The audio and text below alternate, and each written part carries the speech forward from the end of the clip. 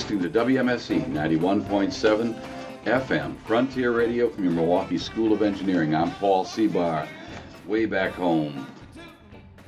I was playing around, starting to play out, and starting to buy records. I actually didn't have records through college.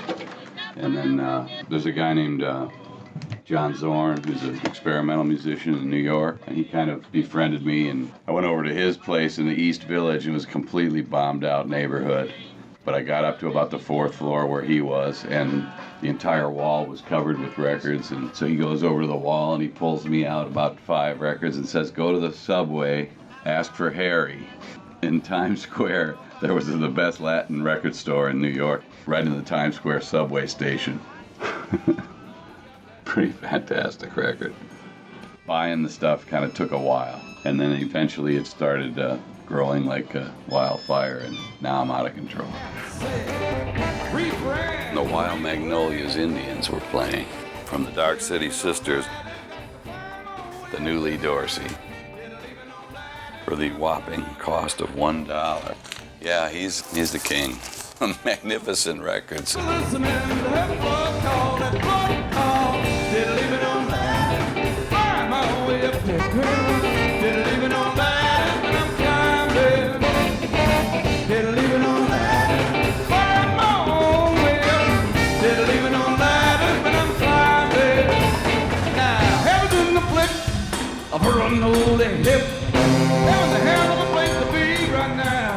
In this band, everybody in the band is pulling in something a little different. They all come from different musical backgrounds.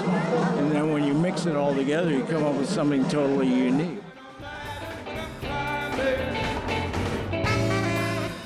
We're here in the Plaza of the Plaza of the Plaza, the Plaza Cafe and the Plaza Hotel. It's a gem. In the 80s, somebody came in and realized that the fixtures were all still intact probably from the 30s or 20s when the cafe itself was built.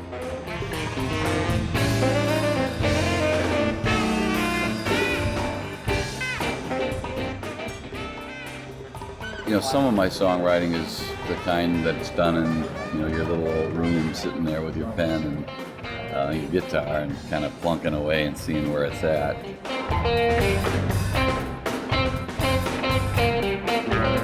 Didn't Leave Me No Ladder is one that kind of grew out of live performance.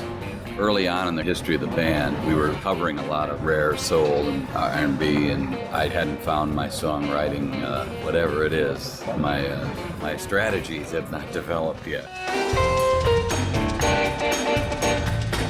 I kind of found my way in by kind of interpreting other music and finding a way to kind of twist it around in my own manner.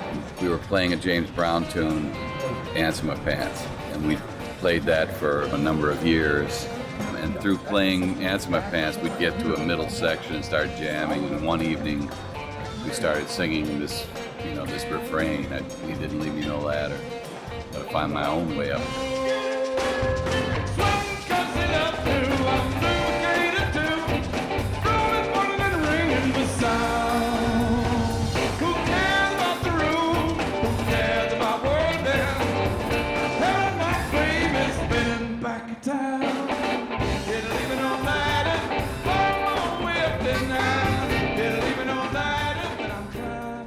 I had to learn to appreciate the audience. I was one of those clipboard musicians, number 2 pencil in the ear, clipboard, documenting all my chops and all that stuff.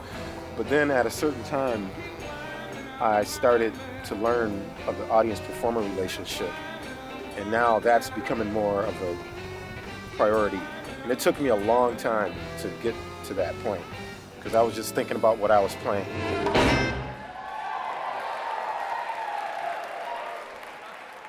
One of the great eureka things was that I realized that dancers had more fun, which is something in high school that didn't occur to me. I was still too frightened of that idea. But college kind of opened my eyes. There were a lot of folks there that were ready to go.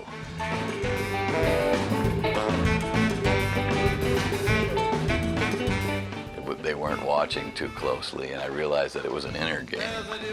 If you could encourage that, It helped me to kind of put my dry, arid studies into a more bodily kind of situation. And so I realized that I loved that phenomenon. That's a better picture. Staying across your side. Tell a good story, and I like how you begun. But I'm a sparrow, and I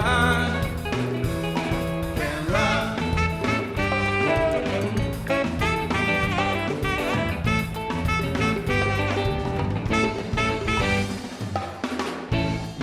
I don't know, Milwaukee is just a cool little place. It's kind of like, I always equated it with baby bear's porridge.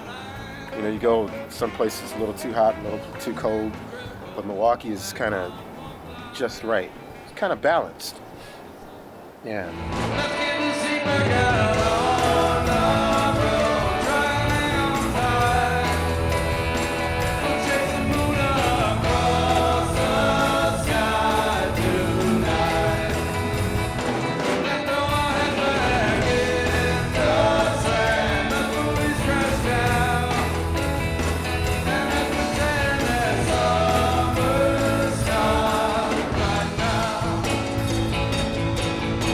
Right now, right now, and let's pretend that summer's done right now. Thank you all very much. Have a good night. Thank